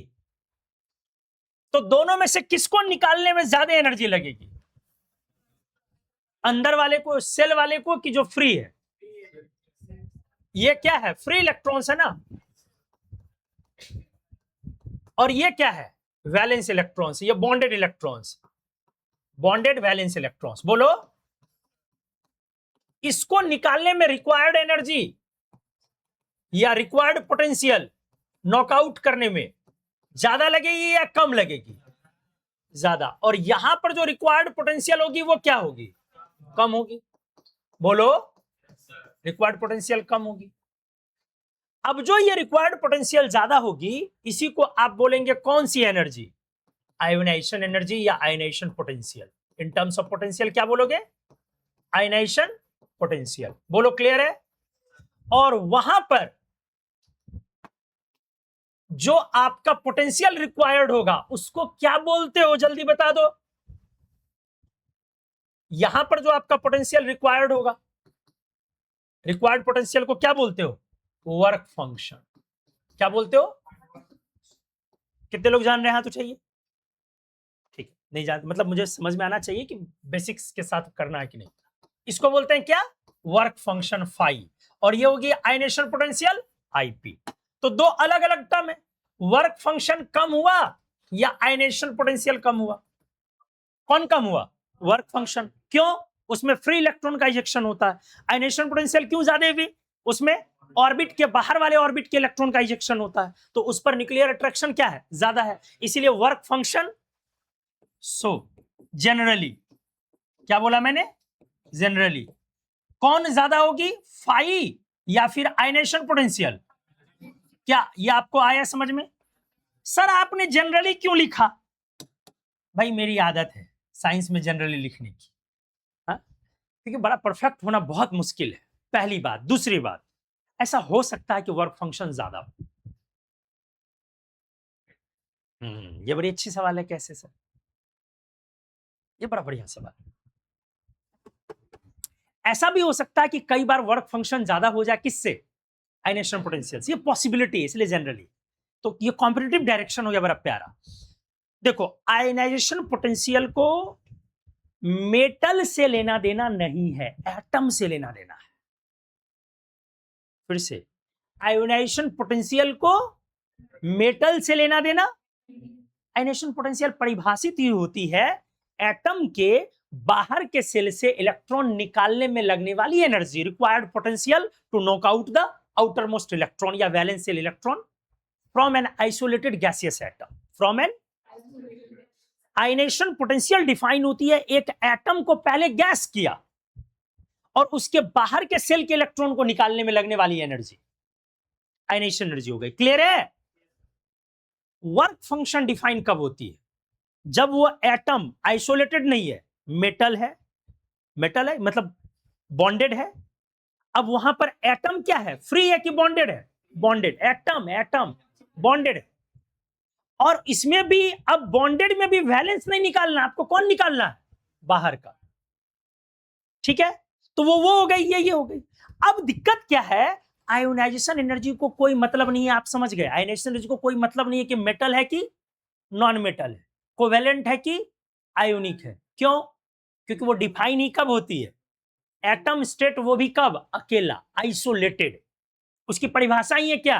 आइसोलेटेड होना है मुझे, तब मेरी वैल्यू बनेगी, डिफाइन होगी। क्लियर है? अब ये डिफाइन ही कब होगी? जब वो बॉन्डेड है, सरफेस है। कौन कौन जी? ये वाली फ्री इलेक्ट्रॉन। मेटल बनेगी, फ्री इलेक्ट्रॉन वही ना जी, सरफेस है। अगर सरफेस पर लैटिस स्ट्रक्चर बदल जाए, सरफेस की लैटिस स्ट्रक्चर बदल जाए किसी भी वजह से, तो वर्क फंक्शन की वैल्यू भी बदल जाएगी मेरे भाई। आयनेशन पोटेंशियल की नहीं बदलेगी। आपको नहीं आया समझ में? अरे एटम का भी अरेंजमेंट होता है ना जी। चलो इसको ऐसे समझाता हूं। मैंने बॉन्डिंग एलिमेंट्स में पढ़ाया था आपको, सोडियम का स्ट्रक्चर है बीसीसी है, तो हर मेटल की अपनी एक स्ट्रक्चर है, होगी ना जी। अब अगर मैंने कुछ कर दिया, उस पर हथौड़ा मार दिया, हो सकता है स्ट्रक्चर क्या हो जाए? चेंज हो जाए जी। ऊपर का स्ट्रक्चर क्या हो सकता है? चेंज हो जाए। मैंने मेटल को क्या किया? मेटल को पीस दिया, ग्राइंड कर दिया, पाउडर में कन्वर्ट कर दिया, स्ट्रक्चर वही रहेगी या बदल सकती है? बदल सकती है, बदल सकती है, क्योंकि एक स्ट्रक्चर के कारण मेटल का एक प्रॉपर्टी डिफाइन होता है। अब मैंने उस स्ट्रक्चर को चेंज कर दिया, अगर मैंने ग्राइंड किया तो स्ट्रक्चर बदल सकती है। अगर स्ट्रक्चर बदलेगी तो हो सकता है ऐसा स्ट्रक्चर कोई ऑप्ट कर ले कि आयनेशन वर्क फंक्शन की वैल्यू क्या हो जाए? बहुत ज्यादा हो जाए, और आयनेशन पोटेंशियल की वैल्यू तो कांस्टेंट है। तो ऐसी पॉसिबिलिटी हो सकती है कि ऐसी चीजें बन सकती है, लेकिन जनरली सामान्य तौर पर आयनेशन पोटेंशियल क्या होगी? ज्यादा होगी। ठीक है, मतलब वर्क फंक्शन की वैल्यू फिक्स है कि नहीं है? नहीं है। वर्क फंक्शन की वैल्यू फिक्स, जबकि सोचने से क्या लगता है? फिक्स होनी चाहिए। लेकिन अगर क्रिस्टल स्ट्रक्चर बदला तो वर्क फंक्शन बदल सकती है, और क्रिस्टल स्ट्रक्चर बदलने का बहुत सारा तरीका है। हमने मेटल का फॉर्म क्या कर दिया? बदल दिया। तो चलिए आइए, तो चीजें ये क्लियर हुई आपको कि वर्क फंक्शन आयनेशन पोटेंशियल से कम है, क्योंकि इसमें हम लोग फ्री इलेक्ट्रॉन निकाल रहे हैं, और वो फ्री इलेक्ट्रॉन, ये सरफेस है, तो सरफेस है अगर ये, तो सरफेस के ऊपर क्या हो रहा है? फ्री इलेक्ट्रॉन वाइब्रेट कर रहा है, लेकिन इसी के प्रभाव में वो सरफेस पर नहीं है, जस्ट ओवर द सरफेस है, लेकिन इसके प्रभाव में वो दूर भी नहीं जा सकता। क्लियर है? ठीक है, आइए अब आगे लाइंस को पढ़ते हैं। हाँ, तो इसी वर्क फंक्शन में जो अब आपकी फ्रीक्वेंसी होगी, अरे होगी ना, न्यू, उसको बोलेंगे न्यू नॉट, थ्रेशोल्ड फ्रीक्वेंसी। क्या बोलेंगे? Threshold frequency. इसके करस्पॉन्डिंग इसको एचसी बाय लैम्डा पे डाल दोगे, एच न्यू पे डाल दोगे, तो एच न्यू पे डालोगे तो जो न्यू निकलेगी उसको क्या बोलोगे? Threshold frequency. थ्रेशोल्ड समझते हैं हम लोग, बैरियर को बोलते हैं। अंग्रेजी का शब्द है थ्रेशोल्ड, मतलब वह बैरियर। ठीक है, हम थ्रेशोल्ड पहुंच गए, मतलब अब बैरियर पर पहुंच गए। अब इसके ऊपर जाओगे लेकर के तो भाई कुछ भी हो जाएगा। तो एक टर्म और डिफाइन होगी, लेमडा जो निकालोगे ना, लेमडा नॉट या जो कुछ भी हम लोग लिख लें, इसको बोलेंगे थ्रेशोल्ड वेवलेंथ। क्या बोलेंगे? तो थ्रेशोल्ड वेवलेंथ और थ्रेशोल्ड फ्रीक्वेंसी कुछ नहीं है, वर्क फंक्शन को ही एच सी बाय लेमडा पे डाल दिया या एच न्यू पे डाल दिया, तो मेरा क्या बन गया? वो क्या बन गया? थ्रेशोल्ड फ्रीक्वेंसी या थ्रेशोल्ड। आप जरा सोचिए, जिन दिनों एक्सपेरिमेंट आया था इनिशियल लेवल पर, क्या उन दिनों वेवलेंथ और न्यू को इस तरह से निकाला जा सकता था कि नहीं? जैसे अभी मैंने समझाया, h c by lambda h nu. नहीं। क्यों? प्लैंक्स क्वांटम थियरी 1901 में आई थी। इसीलिए मैंने बोला आइंस्टाइन ने 1905 में ये काम किया, फोटो इलेक्ट्रिक इफेक्ट का एक्सप्लेनेशन जो है, सारा एक्सप्लेनेशन आप वन बाय वन आइंस्टाइन का ही पढ़ रहे हैं। बस एक्सपेरिमेंट में किया क्या गया था, सिर्फ इतना हुआ था एक्सपेरिमेंट में जो हर्ज ने किया था शुरुआती दौर में, कि मेटल पर ऑर्डिनरी लाइट डाल करके क्या निकाला गया, इलेक्ट्रॉन। तो लोगों को यह बड़ा अजीब लगा कि ऑर्डिनरी लाइट में इतनी एनर्जी है क्या कि वो इलेक्ट्रॉन निकाल दे, नहीं समझे। अब उसमें क्लासिकल मैकेनिक्स वाला क्या पॉइंट हम लोग आगे पढ़ेंगे, पहले आइए वन बाय वन। क्लियर हो गया यहां तक, चलिए अगले पॉइंट पर। तो वल्ली, हाँ छोटू अचानक तो डर हो जाता है, हाँ बोलो बोलो। सर वो जो विजिबल लाइट जो हमारे फोटो इलेक्ट्रिक इफेक्ट पे तो सरफेस लेवल का इलेक्ट्रोड निकला, सर अगर वो विजिबल लाइट की जगह एक्सरे का इस्तेमाल करें तो क्या अंदर का निकलेगा या उसमें भी सिर्फ सरफेस लेवल का निकलेगा?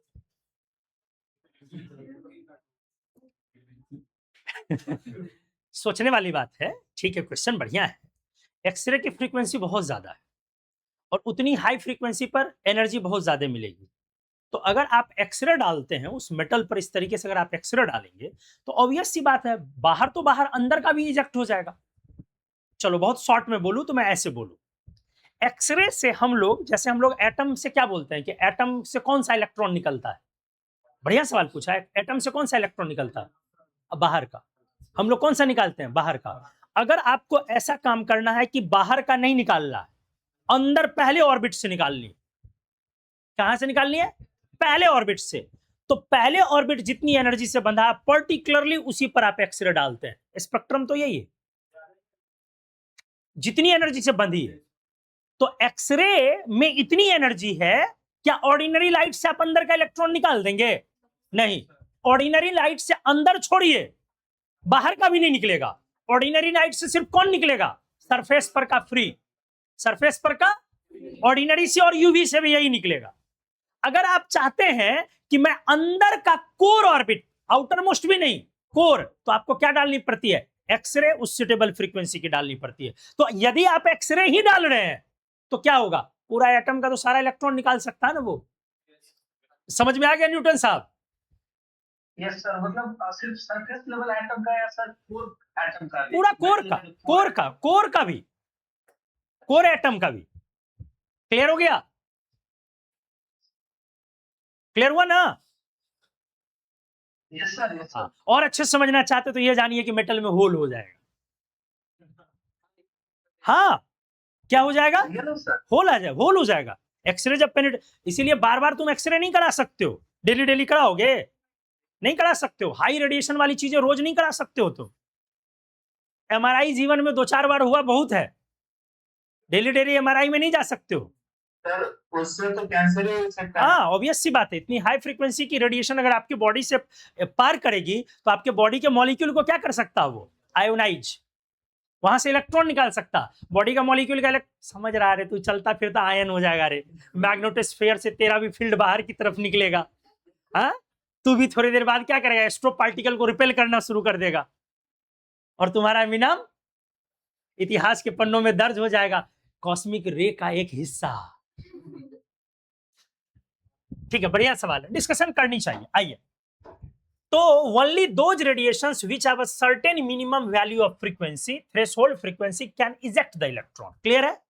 The value of nu naught is different for different metals. ये बात तो आपको समझ में आ गई। बोलो ये लाइन सभी लोग समझे। हर मेटल के लिए थ्रेशोल्ड फ्रीक्वेंसी, थ्रेशोल्ड वेवलेंथ और वर्क फंक्शन सेम होगी या अलग अलग, क्योंकि हर मेटल की बॉन्डिंग नेचर, क्रिस्टल स्ट्रक्चर, सब कुछ क्या है, अलग अलग है। अगला point, number of photo electrons ejected is directly proportional to the intensity of incident light. अब ये गजब और बवाल की चीज है, और यहीं से न्यूमेरिकल शुरू होगा आपका मेंस और नीट का। क्या, number of photo electrons, number of, आप फोटो इलेक्ट्रॉन्स तो समझ रहे हैं, इजेक्टेड इलेक्ट्रॉन्स ना, ये डायरेक्टली प्रोपोर्शनल है किसके, intensity of the incident light, intensity. अब यहीं पे लड़ाई शुरू हुई थी। क्या शुरू हुई, क्लासिकल फिजिक्स में यही चीज एक्सप्लेन नहीं हो पा रही थी। क्लासिकल फिजिक्स में यही चीज एक्सप्लेन नहीं हो पा रही। क्या, बढ़िया समझिए, क्लासिकल फिजिक्स का मतलब होता है कि हम लोग बोलते हैं उसमें ज्यादा लाइट का मतलब ज्यादा एनर्जी, जिसको हमने 2 क्लास पहले समझाया भी, आपको बातें भी हमने करी कि हम लोग तो ब्राइटनेस जब लाइट में बढ़ाते हैं तो ब्राइटनेस बढ़ने का मतलब क्या बढ़ना होता है, इंटेंसिटी। तो मैंने आपको क्या बोला कि हम लोग जब ब्राइटनेस बढ़ाते हैं तो हम लोगों को तो ये समझ में आती है धूप तेज है तो ज्यादा एनर्जी है। क्लासिकल फिजिक्स यही कहती है। Actually classical physics aggregate energy पर बात करती है। किस पर बात करती है? एग्रीगेट एनर्जी पर। और वो एक्सपोजर पर भी बात करती है, ड्यूरेशन एक्सपोजर। माइंड इट, किस पर बात करेगी? धूप तेज है, तुरंत डाला, अब बहुत देर तक रखे रहा, तो बराबर एनर्जी आएगी? नहीं, क्या होगी? ज्यादा एनर्जी आएगी। तो ड्यूरेशन एक्सपोजर पर डिपेंड करेगा ना। तो क्लासिकल जैसे कि फोटो इलेक्ट्रिक इफेक्ट में यह दिख रहा है कि भाई जो इंसिडेंट हमारा इलेक्ट्रॉन है, इंसिडेंट इलेक्ट्रॉन है, इसकी संख्या बढ़ती है। इसकी संख्या कब बढ़ती है? यदि मैं लाइट डालने वाले का क्या डालूं? ब्राइटनेस बढ़ाऊं। क्या बढ़ाऊं? तो इसकी संख्या बढ़ने लगती है। किसकी संख्या? Photo electrons. क्यों होती है? क्लासिकल फिजिक्स इसको एक्सप्लेन नहीं करता। क्लासिकल फिजिक्स में फोटोन की चर्चा नहीं, ये क्वांटम में। आपने उसको क्वांटम बोला था ना, लाइट के केस में उसको क्या बोला? पैकेट को नहीं, लाइट के केस में फोटोन बोला। तो क्लासिकल फिजिक्स में ऐसी बातें हैं नहीं। तो इसमें क्या कहानी है? जितना आपने, और ये सारे एक्सप्लेनेशन किसका है? आइंस्टाइन का। आगे का मैं पहले पढ़ा रहा हूं, बाद में लिखा हुआ वहां मैं दिखा दूंगा। तो क्या कहानी क्या है? जब आप इंटेंसिटी बढ़ा रहे हैं बेसिकली, तो इंटेंसिटी बढ़ा रहे हैं तो पहले लगता था कि एनर्जी बढ़ा रहे हैं। पहले क्या लगता था? लेकिन बेसिकली एनर्जी नहीं बढ़ा रहे हैं, पैकेट की संख्या बढ़ा रहे हैं। पैकेट की, जो पैलेट्स फेंक रहे हैं, स्टोन पत्थर मार रहे हैं, वो ज्यादा मार रहे हैं। एक पत्थर आके कितना इलेक्ट्रॉन निकालेगा? एक पत्थर आके कितना इलेक्ट्रॉन निकालेगा? एक। तो एक फोटोन कितना लेके निकलेगा? एक। तो जितने फोटोन्स गिराएंगे उतने ज्यादा। और नंबर ऑफ फोटोन्स बढ़ा तो एनर्जी बढ़ी है कि इंटेंसिटी बढ़ी है? एनर्जी नहीं बढ़ी है। एनर्जी किसको बोलते हैं? प्रत्येक फोटोन का वो तो कांस्टेंट रहेगा। यही क्लासिकल फिजिक्स एक्सप्लेन नहीं कर पाया। इसी चीज को बाद में फोटोन का जब कॉन्सेप्ट आया तो क्लियर हो गया कि एक फोटोन सक्षम है एक इलेक्ट्रॉन निकालने में। तो अगर आपने फोटोन्स की संख्या बढ़ाई, कब बढ़ी? जब इंटेंसिटी हमने बढ़ाया। तो सब चीज क्रिस्टल क्लियर होना चाहिए यहां से कि किस मेरे फोटोन की काइनेटिक एनर्जी कब ज्यादा होगी कब कम होगी, ये सब देखना पड़ेगा। अगर मैं इंटेंसिटी बढ़ा दूं, क्या बढ़ा दूं? तो मेरे इजेक्टेड फोटोन की काइनेटिक एनर्जी बढ़ेगी या नहीं बढ़ेगी? बढ़िया सवाल है, बढ़िया सवाल है। अगर मैं इंटेंसिटी बढ़ा दूं तो इजेक्टेड फोटोन की काइनेटिक एनर्जी बढ़ेगी या नहीं बढ़ेगी? क्या दिमाग कह रहा?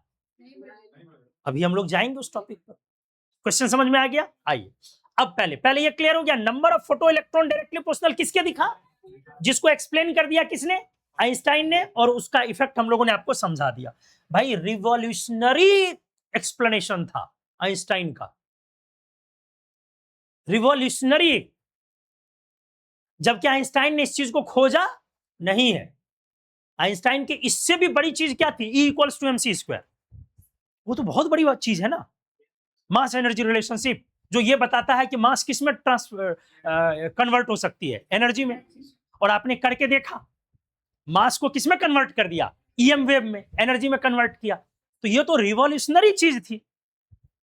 उसके लिए उनको नोबेल प्राइज नहीं है, उनको नोबेल प्राइज है फोटो इलेक्ट्रिक इफेक्ट के लिए, एक्सप्लेनेशन को, जो उन्होंने खुद दिया भी नहीं, क्योंकि ये कोई एक्सप्लेन ही नहीं कर पा रहा था। इतना साल हो गया भाई।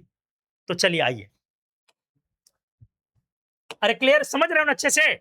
Intensity of light does not represent energy. पढ़ तो लिया है बच्चा। Both are distinct properties. कौन कौन? एनर्जी और इंटेंसिटी। और हम लोगों का अब ये क्लियर है, अब तो कहीं कोई कंफ्यूजन है? सब ये सब अटका रहता लोगों का। इंटेंसिटी रेफर करती है ब्राइटनेस को, और ब्राइटनेस आप समझते हैं पर यूनिट एरिया कितना पावर जनरेट हो रहा है, दिस इज कॉल्ड ब्राइटनेस। तो खैर मुझे अभी इस पर जाना नहीं है। तो इंटेंसिटी रिप्रेजेंट करती है किसको? ब्राइटनेस को।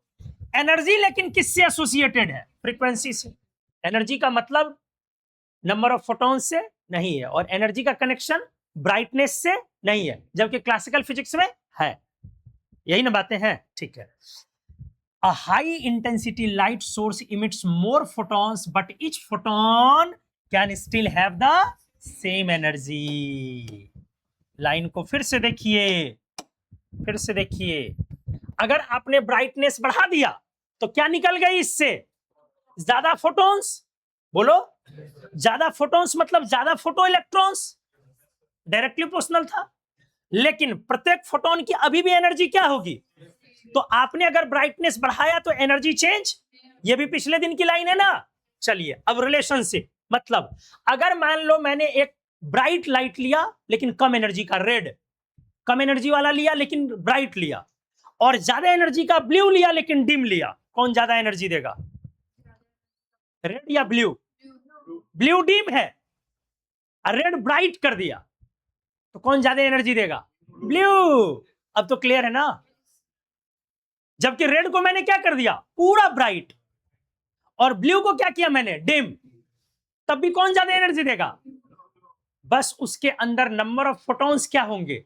ज्यादा। यही बातें पहले लोगों को समझ में, क्योंकि लोग फोटोन को नहीं जानते थे। लोगों का क्या मानना था? ब्राइट की तो एनर्जी तो ज्यादा आई, डिम की तो एनर्जी तो कम हुई। तो इन्होंने क्या समझाया फोटोन का कॉन्सेप्ट देके? भैया इसमें फोटॉन्स हैं और वो फोटोन ही एनर्जी को कैरी कर रहा है। तो जब आपने ब्राइट किया है तो एनर्जी नहीं बढ़ी है, फोटॉन्स की संख्या बढ़ी है, इसको हम बोले इंटेंसिटी बढ़ी है। लेकिन जब आपने डिम ब्लू लिया तो प्रत्येक फोटोन की अभी भी एनर्जी फ्रीक्वेंसी ज्यादा है पहले से। क्लियर है ना? समझ गए अच्छे से? तो यही वाली वो लाइन है, अच्छे से रिलेशनशिप को समझ लीजिए। एक ब्राइट लेजर लाइट लिया, ब्राइट रेड लिया, लेकिन क्या लिया? हाई इंटेंसिटी, एनर्जी तो लो हो गई ना। लेकिन अगर मैंने डिम ब्लू लिया तो लो इंटेंसिटी के डिम ब्लू लिया, लेकिन फिर भी एनर्जी क्या है? Can both have their intensity increased by adding more photons? जितना फोटोन इंटेंसिटी बढ़ेगा, अगर फोटॉन्स क्या किया? बढ़ाया। But the blue laser will always have higher energy photons due to its frequency. Clear हो गया? हाई इंटेंसिटी का मतलब क्या हुआ? सिर्फ इंटेंसिटी बढ़ाने का सिर्फ क्या मतलब हुआ? फोटॉन्स बढ़ा, और फोटॉन्स बढ़ने का मतलब क्या हुआ? फोटो इलेक्ट्रॉन्स बढ़ा। यही ना एक्सप्लेन किया मैंने, यही ना एक्सप्लेन किया।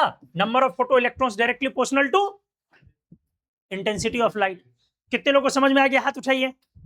क्लियर है? ऑनलाइन में सभी लोग क्लियर है यहां तक? जल्दी यस सर। सभी लोग। Yes sir. Yes sir. Good, आइए। Yes, sir. Very good. The magnitude, अब आइए काइनेटिक एनर्जी पर। The magnitude of kinetic energy of the photoelectrons increases with the increase in the magnitude of frequency of the incident radiation above the threshold frequency. बोलिए, kinetic energy कब बढ़ेगी? देखो, threshold frequency है, मान लो threshold frequency समझ रहे हो, minimum जो लगेगा नॉकआउट करने में।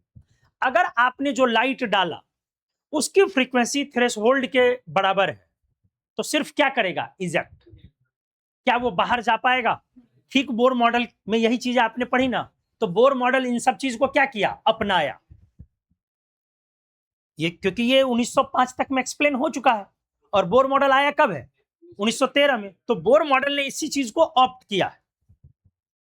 तो अगर आपने क्या किया है? उसको इतनी ही एनर्जी की फ्रीक्वेंसी दी है, फ्रीक्वेंसी की एनर्जी दी है जिससे उसका वर्क पोटेंशियल ही फुलफिल हो।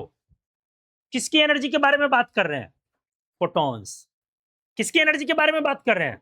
उसके पास इतनी फ्रीक्वेंसी है जितना, या इतना ही वेवलेंथ है जितना वर्क फंक्शन के करस्पॉन्डिंग वेवलेंथ फ्रीक्वेंसी है किसकी? मेटल की। तो इलेक्ट्रॉन क्या होगा? इजेक्ट। लेकिन कहां नहीं जाएगा? बाहर नहीं, क्योंकि उसके पास चलने फिरने की हिम्मत। अगर आप चाहते हैं कि वो चले फिरे तो फोटॉन्स की संख्या को क्या करना पड़ेगा?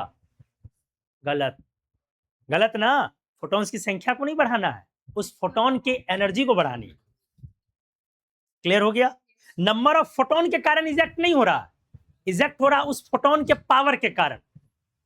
सिंपल सी बात है, तुम पत्थर मार के पत्थर की संख्या बढ़ा करके तुम किसी चीज को वहां से नहीं खिसका सकते हो। अरे गुल्ली डंडा खेले हो ना रे, वो हम लोग जो मारते हैं क्या बोलते हैं उसको? नहीं, कोई एक खेल होता है ना जिसपे पत्थर पे पत्थर, पत्थर पे पत्थर और बॉल मारते हैं, पिट्टो।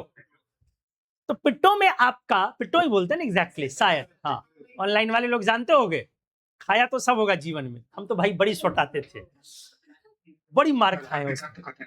हाँ, चप्पल उप्पल से बड़ी मार। हम लोग कल्चर में था बॉल से मारने का, और बॉल हमारा होता था प्लास्टिक का 75 ग्राम बॉल। अरे भाई अभी भी दर्द याद है रे।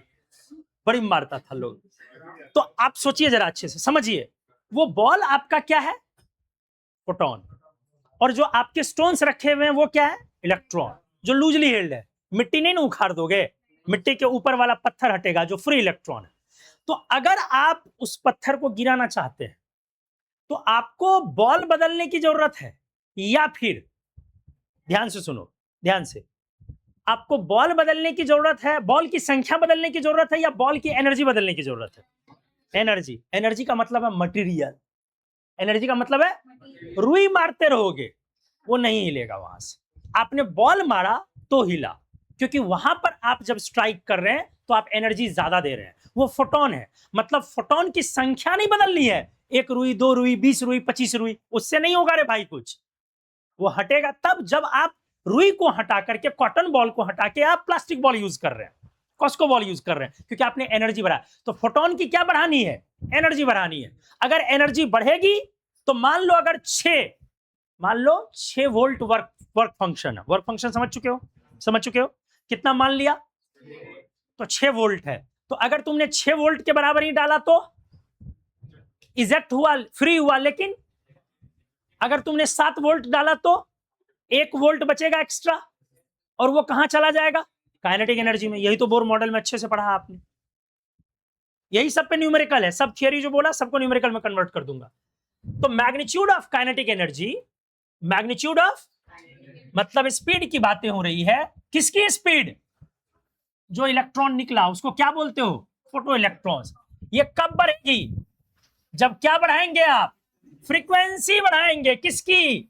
जो रेडिएशन आपने डाला है उसकी, मतलब थ्रेश होल्ड की। क्लियर हुआ?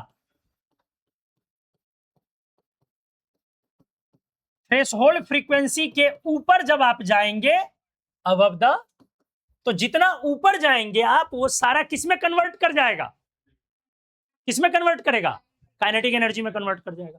Velocity of photo electrons 10।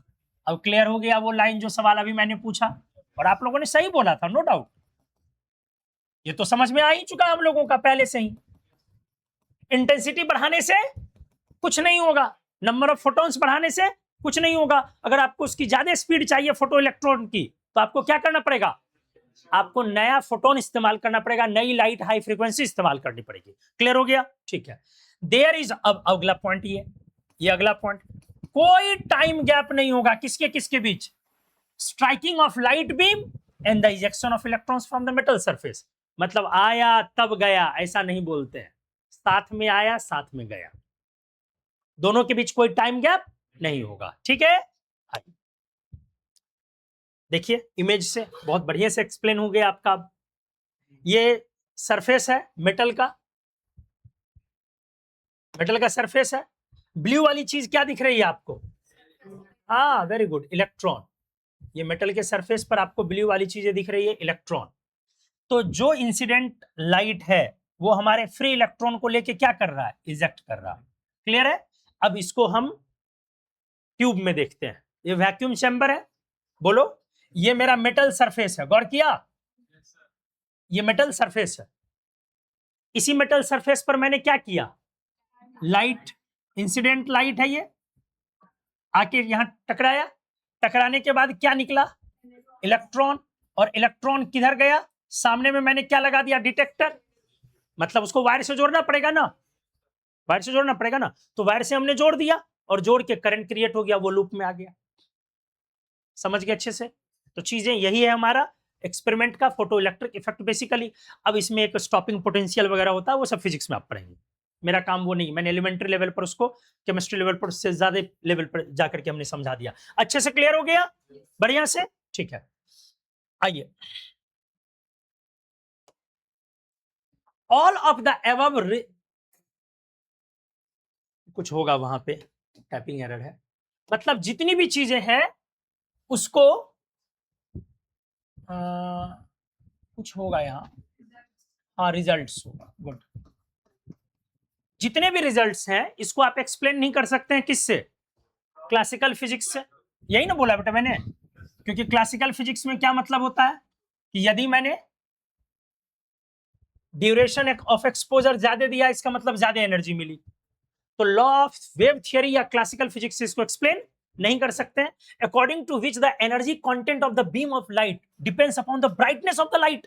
अरे यही ना बोला रहे अभी, क्लासिकल फिजिक्स यही लाइन ना बोलती है कि जिसके हिसाब से एनर्जी कंटेंट जो बीम ऑफ लाइट है वो डिपेंड, समझ रहे हैं, ब्राइटनेस पर। ब्राइटनेस बढ़ाने से एनर्जी मिलती है, जब तक फोटोन के बारे में मालूम नहीं था।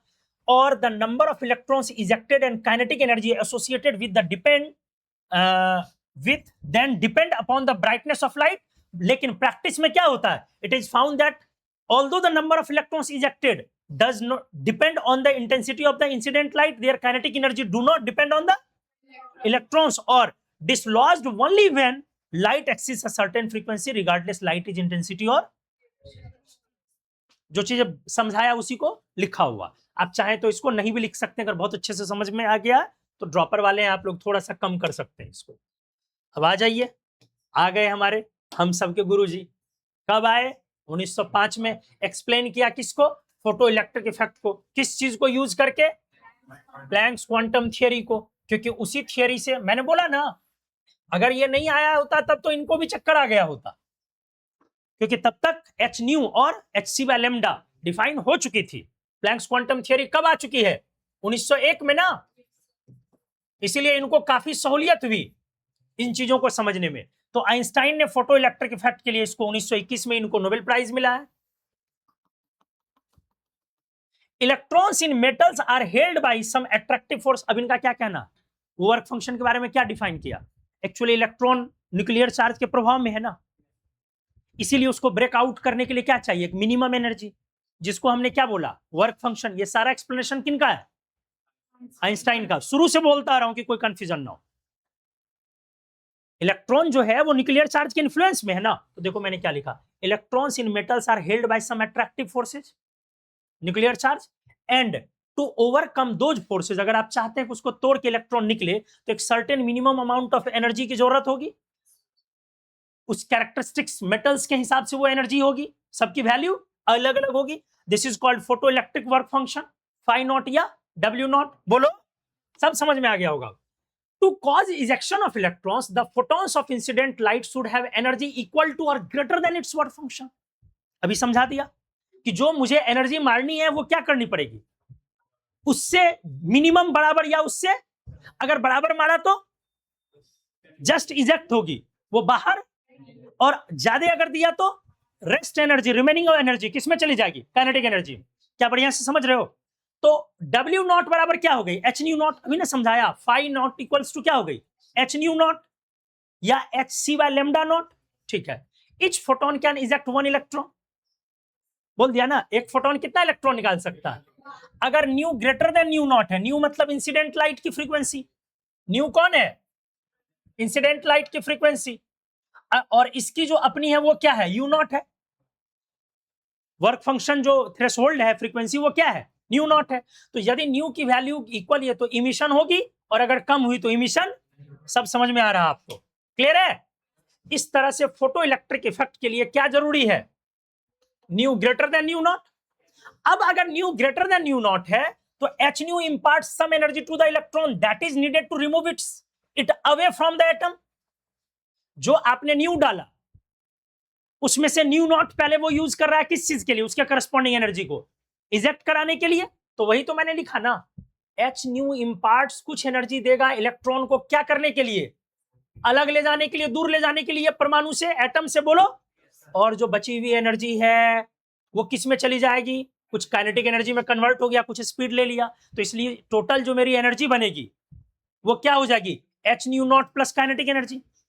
बोलो ध्यान से, energy is edible property, frequency is not edible property, wavelength is not edible property की है, नहीं है। अरे 400 नैनोमीटर और 300 नैनोमीटर, दो लाइट मिलकर के 700 नैनोमीटर की बन जाएगी रे? नहीं ना, दोनों की अपनी फोटोन है, मिक्स होके दोनों फोटोन निकलेगी। समझ रहे ना? तो एनर्जी इज एडेबल। क्या एडेबल नहीं है? क्योंकि क्लासिकल फिजिक्स से एनर्जी डील कर रही है तो energy is edible, aggregate energy बढ़ जाएगी। ठीक है। तो इसीलिए मैंने पहले फ्रीक्वेंसी को किस में बदला? एनर्जी में। हम डायरेक्टली नहीं लिख सकते हैं nu equals to nu naught अब प्लस इसके करस्पॉन्डिंग न्यू, नहीं लिख सकते हैं, क्या लिखना पड़ेगा, H nu equals to H nu naught plus kinetic energy, तो H nu equals to H nu naught plus half M we square, बाकी ये सब न्यूमेरिकल है। अरे हो गया ना। तो अगर मुझे काइनेटिक एनर्जी निकालनी पड़ेगी है तो क्या करोगे, H new minus H nu not, अभी तो यही सिखाया, काइनेटिक एनर्जी कितनी एक्सेस बचे, जितना डाला, अब माइनस थ्रेशोल्ड घटा दिया, तो उससे स्पीड जो मिलेगी, मैक्सिमम स्पीड कितनी जाएगी, उसको हाफ एम वी स्क्वायर के बराबर कर देंगे। किसको, बची हुई एनर्जी को या टोटल को। कितने लोगों को समझ में आ गया, हाथ उठाइए। तो आपसे क्वेश्चन क्या पूछेगा, स्पीड ऑफ फोटो इलेक्ट्रॉन, क्या क्वेश्चन पूछेगा, स्पीड ऑफ फोटो इलेक्ट्रॉन। तो half M we square, v क्या हो जाएगी, maximum, equals to h into nu minus, जहां पर न्यू क्या है, फ्रीक्वेंसी किसकी, सब क्लियर है। चलिए, वर्क फंक्शन या h nu naught is constant for particular metal and a metal having higher ionisation potential has a greater value of photoelectric work function. ये भी तो समझ में आ ही रहा होगा। मैंने बोला जिस मेटल की आयनेशन पोटेंशियल ज्यादा है, सामान्य तौर पे उसका वर्क फंक्शन भी तो ज्यादा ही होगा ना। जिस मेटल की आयनेशन पोटेंशियल ज्यादा है, ऑब्वियस सी बात है उसका वर्क फंक्शन भी ज्यादा ही होगा सामान्य तौर पर। अरे होगा ना, क्योंकि दोनों में अंतर बस यही है, एक आउटर मोस्ट ऑर्बिट में है, एक जस्ट उसी के कोर ऑर्बिट में है, एक आउटर मोस्ट ऑर्बिट में है आयनेशन एनर्जी वाली, और वर्क फंक्शन वाली कहां है, सरफेस पर। तो अगर आपकी आयनेशन एनर्जी ज्यादा है, इसका मतलब न्यूक्लियर बाइंड, अगर आयनेशन एनर्जी ज्यादा है इसका मतलब न्यूक्लियस का बाइंड ज्यादा है, तो उसका वर्क फंक्शन भी क्या हो जाएगा, ज्यादा हो जाएगा। तो ये लाइन मैंने वही लिखा है कि वर्क फंक्शन कांस्टेंट है, लेकिन एक मेटल की अगर ज्यादा आयनेशन पोटेंशियल है तो उसकी क्या ज्यादा होने के चांस है, वर्क फंक्शन भी ज्यादा होने के। बोलो क्लियर आया समझ में। अब देखो मैंने यहां गजब का एक लिस्ट आपके लिए तैयार करके दिया है, बहुत बढ़िया लिस्ट दिया है। अगर आपने लिथियम लिया, वर्क फंक्शन है 2.42 और आयनेशन पोटेंशियल समझ में आ गया, इलेक्ट्रॉन वोल्ट में है सब कुछ, यही तो मैंने समझाया कि आयनेशन पोटेंशियल क्या होगी वर्क फंक्शन से, 2.3 5.13 2.29 4.34, ये वैल्यू याद नहीं करना, ऑब्जर्वेशन के लिए समझाया। 3.7 7.64 4.8 7.72 और 4.3 7.57। Highest ionisation potential periodic table में किसकी होती है, हाईएस्ट आयनेशन पीरियोडिक टेबल, ये अलग क्वेश्चन है। और highest work function in periodic table, ये तो मेटल्स में लोगे ना, ये अलग क्वेश्चन है। ये प्लैटिनम और पैलेडियम की होती है, प्लैटिनम पैलेडियम और सेलेनियम की। कौन जी, ये सबसे ज्यादा प्लैटिनम पैलेडियम वगैरह की होती है, नियरली 8 के आसपास होती है सब, मतलब ये हाईएस्ट में ही चल रहे हैं करीब करीब आप, ठीक है, पैलेडियम प्लैटिनम सेलेनियम। हाँ छोटो बोलिए। आयोनाइजेशन पोटेंशियल और वर्क फंक्शन में इतना डेविएशन क्यों है सर, इतना डिफरेंस काफी ये दिखता है। तो सिंपल सी बात है, पिट्टो जो खेल रहे हैं हम, तो हमने जो बॉल मारना है, बॉल मार के हम किस पत्थर को हटाते हैं वहां से, ऊपर वाले को। मिट्टी के अंदर में जो गड़ा हुआ पत्थर है उसको निकालना आसान है क्या, वो आपके बॉल से निकलेगा, खुरपी लगाना होगा रे भाई, कुदाली चलानी होगी, जेसीबी लगानी होगी। क्या समझ में आया। नो सर, सर जैसे metal work function basically metal का होता है, उसमें भी आउटर मोस्ट पहले तो ये क्लियर कर लीजिए कि वर्क फंक्शन जरूरी नहीं है सिर्फ मेटल का होगा, एक सॉलिड सरफेस होनी चाहिए। तो वो मेटल वाइड के भी हो सकते हैं, नॉन मेटल का भी हो सकता है सॉलिड सरफेस, कार्बन का नहीं बना सकते हैं क्या, बना सकते हैं कार्बन का भी, सेलेनियम लिखा ना अभी हमने, उसकी बहुत ज्यादा होती है, ठीक है। हाँ अब अगला पॉइंट, आपने बोला कि वर्क फंक्शन और आयनेशन पोटेंशियल में इतना का गैप क्यों है, ये कम गैप है कि काफी है, काफी है, क्यों है, उसका लॉजिक साफ है छोटू, और ये आपको फील भी करना चाहिए, यही मैं बार बार समझा रहा हूं। इलेक्ट्रॉन इसमें सीधा कनेक्टेड है किससे, न्यूक्लियस से, इसके प्रभाव में उसकी पोटेंशियल एनर्जी और काइनेटिक एनर्जी, और इस इलेक्ट्रॉन की हाई काइनेटिक एनर्जी है कि लो काइनेटिक एनर्जी है। इलेक्ट्रॉन जब ऑर्बिट में है तो उसकी काइनेटिक एनर्जी काफी हाई है, हाई ना होती है। अगर एटम हाइड्रोजन हो तो काइनेटिक एनर्जी बराबर टोटल एनर्जी है प्लस माइनस का बस फर्क है। तो इसकी काइनेटिक एनर्जी हाई है। और अगर कोई इलेक्ट्रॉन फ्री है इसके सरफेस पर, तो इस पर अट्रैक्शन काफी कम है। क्यों कम है? क्योंकि ये फ्री इलेक्ट्रॉन पर 13 तरह के एटम का अट्रैक्शन है। याद आया? अरे लैटिस चारों तरफ का एटम लगाएगा ना उस पर फोर्स, समझ रहे हैं? तो फ्री इलेक्ट्रॉन पर चारों तरफ के इलेक्ट्रॉन का कब्जा है।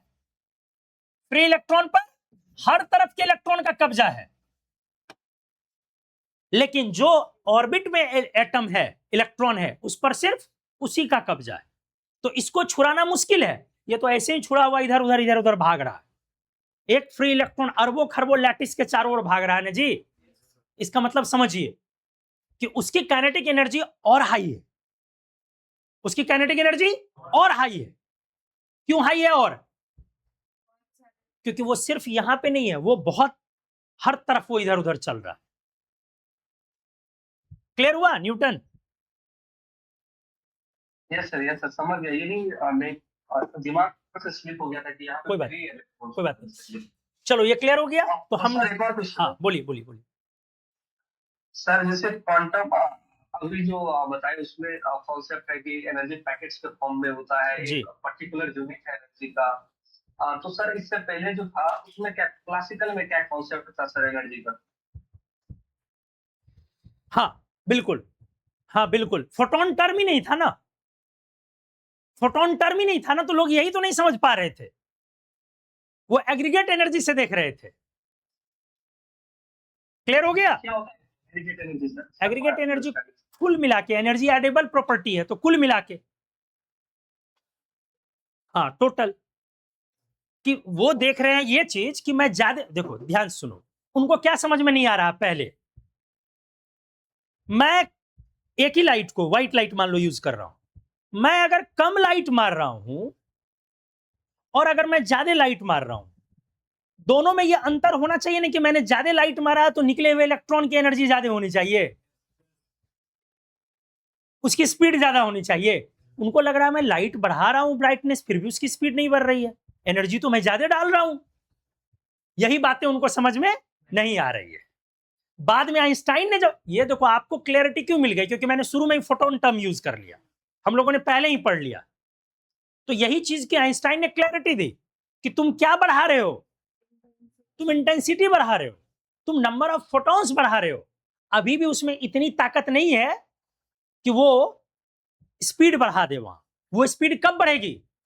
जब एक फोटोन एक लेके निकलेगा।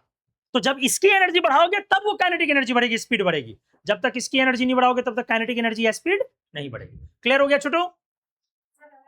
Yes sir. फोटॉन्स अगर एक लाइट दे रहे हैं तो एक ही टाइप का होगा, सब जुर्मा भाई होगा। फोटॉन्स बदलने के लिए आपको क्या बदलना पड़ेगा? लाइट बदलना पड़ेगा। ठीक है, चलिए। Work function is generally lower than ionisation energy, कर दिया discuss. Work function is generally lower than ionisation energy, सही है ना? Because electrons in a solid, क्यों ऐसा है? क्योंकि ऑलरेडी डीलोकलाइज्ड है, अभी जो पढ़ा रहा था, बहुत लेस टाइटली बॉन्ड है। अरे यही ने बताया वर्क फंक्शन क्यों कम है, अभी छोटू ने जो पूछा आयनाइजेशन एनर्जी से। क्योंकि इलेक्ट्रॉन जो है मेटल में वो टाइटली बॉन्ड है कि लेस टाइटली बॉन्ड है? लेस टाइटली बॉन्ड है। कौन वाला? जो इजेक्ट होता है या एटम वाला? जो इजेक्ट होता है। क्लियर है? Work function has been defined for metals in vacuum. इसकी जो वैल्यू बनी है वो किसके लिए वैल्यू बनी गई है? मेटल्स के लिए। लेकिन कहां पे? वैक्यूम में। ये जो वैल्यू है ये स्टैंडर्ड वैल्यू है। तो स्टैंडर्ड वैल्यू कहां पे है? वैक्यूम में डिफाइन किया हुआ। अरे क्लियर हुआ? इसीलिए मैंने बोला वर्क फंक्शन की वैल्यू फिक्स है कि नहीं है? नहीं है। अगर मैंने वैक्यूम की जगह मीडियम बदला तो चेंज हो जाएगा। समझ रहे हो? दिमाग लगाओ। मीडियम अगर होगा तो उसके ऊपर एक सरफेस टेंशन डिफाइन होगा। क्या डिफाइन होगा? सरफेस टेंशन उसको इजेक्ट होने, अगर डेंस मीडियम लिया तो इजेक्ट होने में दिक्कत क्रिएट करेगा। तो आपका वर्क फंक्शन की वैल्यू बढ़ जाएगी और वैक्यूम में स्टैंडर्ड वैल्यू हो गई। ये ठीक स्पीड की, लाइट की स्पीड की तरह, किसी भी रेडिएशन की स्पीड की तरह। और फिर हमने एक चीज और क्या समझाया साथ में, स्ट्रक्चर। स्ट्रक्चर बदलने से भी बदल जाएगा। कौन सा स्ट्रक्चर? सरफेस का स्ट्रक्चर। सरफेस पर जो स्ट्रक्चर है वो कैसे बदल सकती है? तुम वहां हथौड़ा मार दो, छेद कर दो, कुछ ऐसा काम कर दो कि जहां वहां पर डिस्टॉर्ट हो जाए, एक समान नहीं रहे, तो अलग अलग जगह का वर्क फंक्शन क्या हो जाएगा, अलग अलग हो सकता है। सब मैंने लिख दिया, ठीक है। तो वर्क फंक्शन की जो वो डिफाइन हो रही है मेटल्स की, वो वैक्यूम में। काइनेटिक एनर्जी फोटो इलेक्ट्रॉन की इंक्रीज करेगी linearly with the frequency of incident light. H kinetic energy अभी आपने पढ़ा, इक्वेशन को देखो, वो लीनियर वैरी करेगा किसके? तो काइनेटिक एनर्जी डायरेक्टली प्रोपोर्शनल हुआ एच न्यू, या डायरेक्टली प्रोपोर्शनल हुआ न्यू। तो दोनों का इक्वेशन कैसा आएगा? स्ट्रेट लाइन ना। अगर मैंने काइनेटिक एनर्जी और ये रखा तो इक्वेशन कैसा आएगा? ग्राफ। तो लीनियरली वैरी करेगा ना। अब उसका स्लोप वगैरह आप निकाल सकते हैं, ये सब क्वेश्चन में मैं दूंगा। देख लो, काइनेटिक एनर्जी निकला है किसका? फोटो इलेक्ट्रॉन का। काइनेटिक एनर्जी तो उसी को ना डिफाइन होगी जो इलेक्ट्रॉन निकला है, और इस पर क्या लिया? फ्रीक्वेंसी। तो एक तो पहले यहां तक डॉट क्यों लिया मैंने? डॉट क्यों लिया? क्योंकि एक सर्टेन के बाद ना इजेक्ट होगा जी, कुछ तो एब्जॉर्ब हो जाएगा वर्क फंक्शन में, अब उसके बाद इजेक्ट होगा तब ना डिफाइन होगा। तो ये देखो मैंने क्या किया। अब इसकी स्लोप कैसे निकलेगी? स्लोप क्या हो गई? एच ना। ये हो गया वाई, ये क्या हो गई? एम, और सी क्या हो गया? Minus H nu naught. C क्या हो गया? तो इसीलिए इंटरसेप्ट हमारा नीचे गया। अब क्लियर हो गया? कर्व को समझ गए ना? तो ये सब आपको थोड़ा सा परेशान किया जाएगा, मतलब एग्जैक्ट ये कर्व एग्जैक्ट नहीं है, मैंने रफली इसलिए वहां से ऐसे करके खींचा। एग्जैक्ट ऐसा नहीं होगा, अगर एग्जैक्ट बनाना होगा तो क्या करना पड़ेगा? ऐसे स्लोप नेगेटिव जाएगा ना, स्लोप कह रहा हूं सॉरी, इंटरसेप्ट नेगेटिव जाएगा ना, तो नेगेटिव जाने के लिए इसको कहां ले जाना पड़ेगा? क्लियर हो गया अच्छे से? तभी जाकर के ये इंटरसेप्ट हमारी नेगेटिव हो जाएगी। इस पे क्या लिखा? काइनेटिक एनर्जी किसका? फोटो इलेक्ट्रॉन का। और इस पर क्या लिखा? न्यू किसकी? इंसिडेंट लाइट की। क्या अच्छे से समझे? क्लियर हुआ? बहुत बढ़िया से। आइए, ये सब क्वेश्चन बन जाएगा। कभी आपसे स्लोप पूछा जाएगा, कभी स्पीड की मैक्सिमम वैल्यू पूछी जाएगी, कभी इंटरसेप्ट पूछी जाएगी, कभी वैल्यू दे करके ग्राफ पूछा जाएगा, कभी ग्राफ से वैल्यू पूछी जाएगी। अब यहां से क्वेश्चन आपको 4-5 क्वेश्चन यहाँ पे दिया रहेगा, उसको आप अगली क्लास में बना के लाएंगे, ठीक है। तो आज की क्लास यहीं पे छोड़ रहा हूँ, यहाँ पे 4-5 क्वेश्चन आपको मिलेगा, उसको अगली क्लास बना के लाएंगे। तो मैंने आज समाप्त कर दिया क्या? Photo electric effect. उम्मीद है बहुत बढ़िया से सीखा होगा, ठीक है। ऑनलाइन वाले yes sir. Yes sir. Good. सभी लोग क्वेश्चन बना लीजिएगा। और आज आपकी एक टेस्ट क्लासिफिकेशन वाली हो गई ना। कल एक टेस्ट शेड्यूल कर रहा हूं फिर से, किस पे? बोर मॉडल पे। ऑनलाइन, ऑनलाइन कल एक टेस्ट होगी, ऑनलाइन वाले लोग भी कल उसको, मतलब टेस्ट में ओपन जैसे ही कर दूं उसके बाद आप उसको रात तक दे लीजिए, ठीक है। तो कल एक टेस्ट हो जाएगी किस पे? बोर मॉडल पे। और ऑर्गेनिक की भी क्लास होगी कल, ठीक है। Thank you.